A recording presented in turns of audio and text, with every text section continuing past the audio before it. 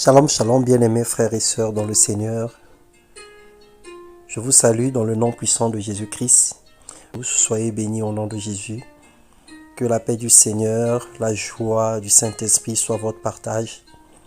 Ce matin, nous partageons la parole de Dieu sous le thème « Sois calme face à la tentation et à l'épreuve ». Dans le livre des Romains, le chapitre 12, le verset 19, il est écrit « Ne vous vengez point vous-même, bien-aimés, mais laissez agir la colère de Dieu, car il est écrit, à moi la vengeance, à moi la rétribution, dit le Seigneur. » Nous sommes parfois confrontés aux situations qui dérangent nos vies, des provocations, des insultes, des menaces et autres. Par rapport à cette situation, 3 comportements peuvent se développer en fonction des tempéraments de tout un chacun. Face à la tentation, face à l'épreuve, ou face aux critiques ou aux menaces, on peut développer premièrement l'attitude de la vengeance. La vengeance est naturelle et instinctive. C'est le sentiment de vouloir faire justice. Tu m'as fait du mal, je vais te faire la même chose. Alors le danger de la vengeance, c'est la spirale de la violence qu'elle peut engendrer derrière. Des répercussions ou des conséquences qui peuvent subvenir à cause de la décision que nous aurons prise pour se venger. Et la deuxième attitude, ça peut être le refus d'oublier. Après que tu aies vécu des situations difficiles, tu te dis, je ne me vengerai pas, mais je n'oublierai jamais ce qu'il m'a fait. Et tu développes un ressentiment, la haine et le rejet vis-à-vis de la personne qui t'a fait du mal. Parce que tu n'as pas eu l'opportunité, tu n'as pas eu la capacité, ni même la force de se mesurer à cette personne. Mais le mal qu'il t'a fait, ou le mal qu'elle t'a fait, tu ne l'oublies pas. Et tu restes rancunieux, tu restes rancunière, tu gardes le dépôt au fond de ton cœur. Que ressentir, c'est sentir 2 fois. Tu te rappelleras toujours de l'offense et tu le ressasses sans cesse. Tu entretiendras une agressivité qui s'exprimera dans ton comportement au quotidien. Et c'est très dangereux de vouloir ressentir cela et de garder au fond de ton cœur. Et la troisième attitude à faire, c'est se dépêcher d'oublier ou vite ignorer. Alors beaucoup de pressions viennent en réalité de ce que notre blessure a été enfouie.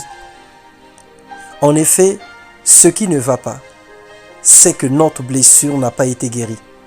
Inconsciemment, notre perception du monde passera toujours par cette blessure.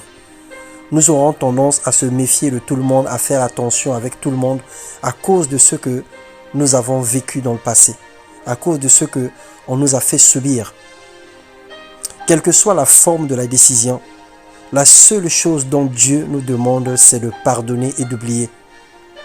Jésus a souffert la croix pour le péché de l'humanité. Il a souffert l'injustice, mais il avait choisi de pardonner ses agresseurs. Le Seigneur te dit aujourd'hui, tu ne te vengeras point et tu ne garderas point de rancune contre les enfants de ton peuple. Tu aimeras ton prochain comme toi-même, je suis l'Éternel.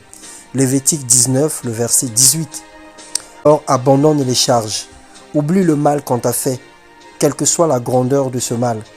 Le Seigneur s'occupera de toi et il s'occupera lui-même de tes persécuteurs. Éloigne de ton cœur les mauvaises expériences et efface le passé douloureux qui te hante encore aujourd'hui. Ton cœur a besoin de paix, ton cœur a besoin de la tranquillité. Ton cœur est le temple du Saint-Esprit. Jésus-Christ vit dans ton cœur. Alors débarrasse de ton cœur toute rancune. Débarrasse de ton cœur tout ressentiment. Débarrasse de ton cœur tout rejet.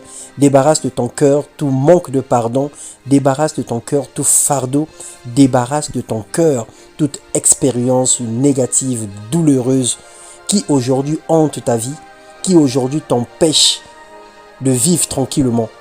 La somme de ces choses créera en toi des blessures intérieures incurables qui peut t'empêcher d'écouter le Seigneur, qui peut t'empêcher d'obtenir de Dieu les réponses ou les solutions dont tu espéreras. Parce que le Seigneur n'exauce pas un cœur contrit, il n'exauce pas un cœur meurtri, il n'exauce pas un cœur malade. Alors guéris ton cœur, choisis de pardonner, choisis de tourner la page, choisis de te ranger du côté du Seigneur, choisis de faire comme Jésus-Christ. Porte le cœur de Jésus, abandonne les charges. Alors que le Seigneur nous bénisse, sois calme face à la tentation et à l'épreuve. Et laisse le Seigneur s'occuper de toi, laisse le Seigneur combattre pour toi. Les combats visibles et invisibles, laisse le Seigneur te défendre dans le nom puissant de Jésus. Paix et grâce dans vos cœurs et dans vos vies. Au nom de Jésus. Amen.